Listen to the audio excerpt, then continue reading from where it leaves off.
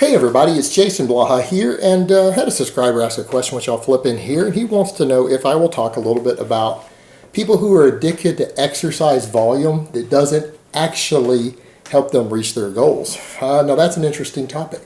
So let me put on my +5 hat of weaponsmithing, do a little bit of crafting, and let's talk about it. All right, exercise addiction can be its own category in and of itself. Now, is exercise addiction always a bad thing? No. I mean, there are far worse things to be addicted to. People who have addictive personalities are going to tend to get addicted to things and take anything too far. It's within their nature. It has to do with the dopamine response in their brain. Would I rather see someone addicted to exercise volume than addicted to heroin or addicted to alcohol or something else that could be really, truly destructive to them? I'm not saying exercise addiction can be destructive too, but it takes a lot more for exercise to become destructive to you than alcohol, heroin, drugs, things like that can be. So interesting topic. And because exercise is generally a very healthy thing. And there's nothing wrong with being a bit driven in your training. Absolutely nothing wrong with it. I think when it becomes a crutch is when people with their exercise addiction, or particularly their training volumes, do so because they try to pretend that it's helping them make better gains. It's going to make them reach their goals faster. And in some cases it can. In some cases it's not going to, particularly in the weight room, because we know there's tremendously diminished returns on both muscle gains and strength gains, performance gains from your training volume, particularly in the weight room. It's totally different when you're talking about endurance-related work, and there are people who get addicted to cardio. Don't get me wrong, that's a whole different type of exercise addiction. Probably not quite as potentially detrimental because they're going to be less prone to injuries, but even that can hurt people. People who are so addicted to the volume that they don't know when to back down. Now, that's the point that we need to come to with exercise addiction as far as training volume itself goes. A lot of guys actually, truth be told, and I've heard experts say this, and it's great when they say this, a lot of people actually train harder than is necessary to reach their goals. Most people who are serious about their fitness, who take their fitness goals seriously in the gym, who actually consider it part of their lifestyle, actually most of them train harder than they need to reach their goals, at least in terms of the amount of volume and stuff they put in the gym. Let's just be honest, most of them train more than they have to. But it is sometimes that drive to do it, and it can be that addictive nature to the exercise. And again, nothing particularly wrong with that as long as it's not causing you problems. As long as it's not leading to injuries or escapism. Like I said, if you've got an addictive personality and this is your way of coping with it is to do extra training volume all the time, again, way healthier than alcohol, narcotics, things like that. So, I mean, I can't knock them in that regard if that's their outlet for their addictive personality. They need an outlet for it. And like I said, there's far worse things they could be doing. At least they're doing something that is generally healthy. Now, the problem with the volume is that sometimes people use it as a form of escapism with their addiction. They're using it to escape other bad things that are wrong in their life. Now, when you do that, it can be okay in the short term. In fact, to do that in the short term might actually be healthy. If you have some stuff that's really stressing you out in your life, you're going through a lot of stress in your life, and you find taking that out in the gym and becoming addicted to higher volume training so you can spend more time in the gym away from those problems, doing something that relieves stress, something that makes you burn off energy, anxiety, stress from the things that are going wrong in your life. If you need to do that sometimes for a couple of months due to some really stressful things going on, you could be going through a major breakup. You could be going through a death in the family.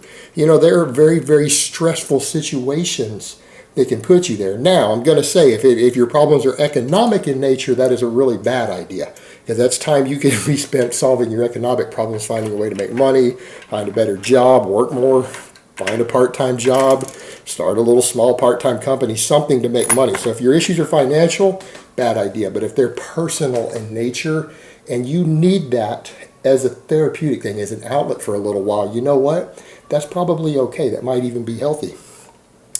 However, when you become so addicted to your training volumes that you push yourself to the point to where you ignore aching pains, You start ignoring connective tissue problems. You start ignoring all of these things. That's when it becomes a bad thing. Because again, a lot of guys are probably in there training with twice as many sets, twice as much volume as they need to grow. They're probably not on an optimal program when they're doing that. They're not doing anything ideal, but they have that exercise addiction, and they're still going to make gains because they're training hard, they're doing volume. The problem becomes twofold in nature, though. Like I said, number one, injuries. If you are so addicted to the training volume that you can't back down and deload, when you start to get tendons that hurt, you start to get joints that hurt, now you have a problem, because now your addiction has turned from a way to deal with stress, a way to cope with things, a way to even cope with an addictive personality, to something that can potentially injure you, something that can potentially cause you long-term chronic physical pain later in life, because you've built up scar tissue and inflammation and tendons and things, didn't ever give them a rest. That's when it becomes a problem. And like with any other addiction, addictions are only real problems when they become destructive to the person.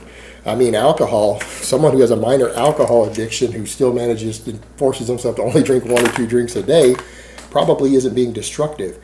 However, if they're getting drunk 3 nights a week, if they're drinking and driving, if they're becoming abusive to other people, abusive, harmful to themselves when they drink, it starts to interfere with their personal lives, the lives of their loved ones, their career. It's destructive. When it starts to harm their body, it's destructive.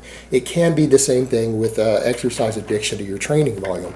When it starts to become physically damaging to your body, now your addiction has turned negative, all right? It is now negative. If it's going to cause you to get an injury or a tear or really serious, like even tennis elbow, golfer's elbow you think of, from excessive training and not deloading when you need to because you can't stop. You don't stop. You don't even know how to stop. Some people will get that reference. But if that's you, it's now become destructive. Now it's time that you need to confront your addiction.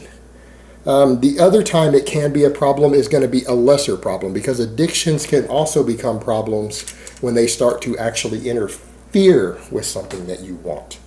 And this is going to be a lesser problem. Injury, I think, is the biggest concern for exercise volume addicts is that they can get injured. That's the number one concern, because being injured is completely counterproductive to any training goals you possibly have.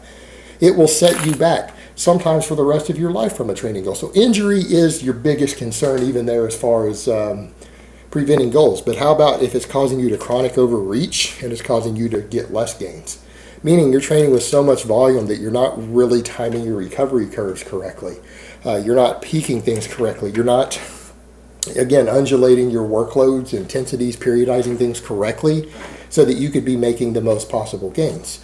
All right, if your goals really are gains oriented and you're not just addicted to the training, now you have something that's conflicting, because now you've got to balance, what if my exercise addiction is now interfering with my goals for muscle, for strength, whatever it is that you're chasing. If your workload is getting so high that it's interfering with your recovery, you're going to make slower progress towards your goal.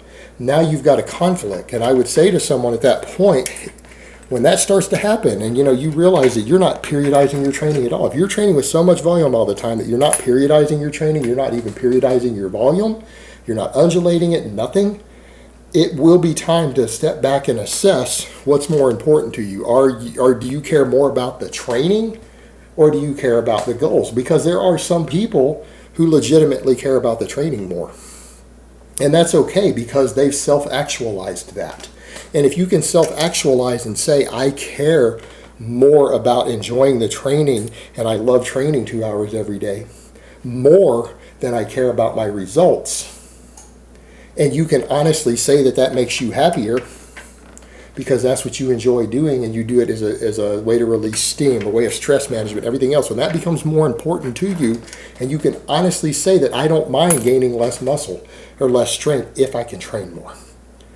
That's okay, because you've accepted that reality and you've chosen which goal is more important to you. That's good to do, because then you've analyzed it and you've made a decision based upon what you actually want, what you feel is going to make you happy. And you can reassess that later if you want. As long as you're reassessing it every now and then, I still think that's okay. However, For those of you who are saying, no, I really care about the goals. My goal, I want to reach this amount of muscle, this amount of strength, this amount of body composition. I want this arm measurement. I want this bench press, whatever it is that you're chasing. If that's more important to you and you are never changing your training volume or backing the volume down, undulating things, periodizing things, then it's time for you to step back and say, okay, is my addiction to training volume, is my exercise addiction interfering with my real goal?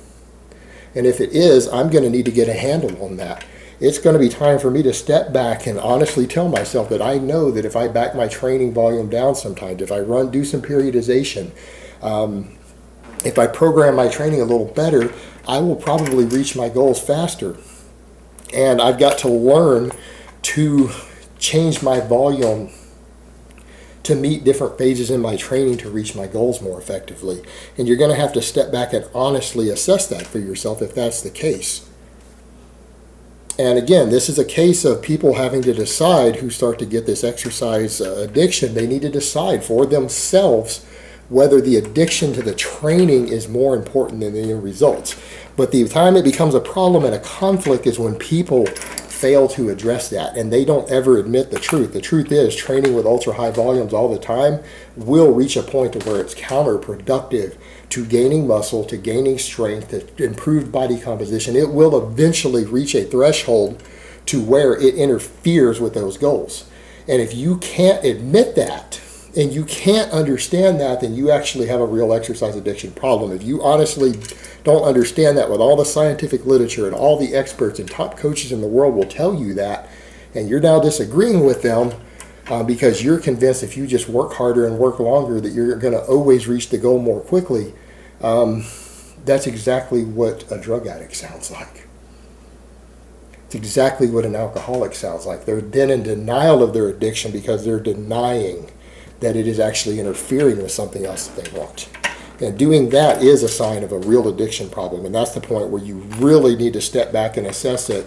And you might even want to consider talking to a counselor about it. Because that is, again, a sign of an addiction that can, over time, become a real problem for you. And that's ultimately what it comes down to. Ultimately, because exercise addiction is so much more benign in some ways than most other forms of addiction, it's a healthier form of addiction, that I think that it's got to be pushed a little bit further than the others do before it's actually something that you need to step back and say, okay, this might actually be something that's counterproductive for me or negative in my life. I need to get a handle on this. But the difference is, obviously, you don't need to quit training, because stopping training isn't good for you. Everyone needs to train. It's going to hurt your health and fitness in the long term if you quit training. So unlike some other addictions that you would want to quit cold turkey, obviously this is one of those that not only needs to be pushed further before it becomes an actual problem for people, but it's also an addiction that if you quit cold turkey, it's also not in your best interest either. So it kind of falls into a different area as far as addictions go.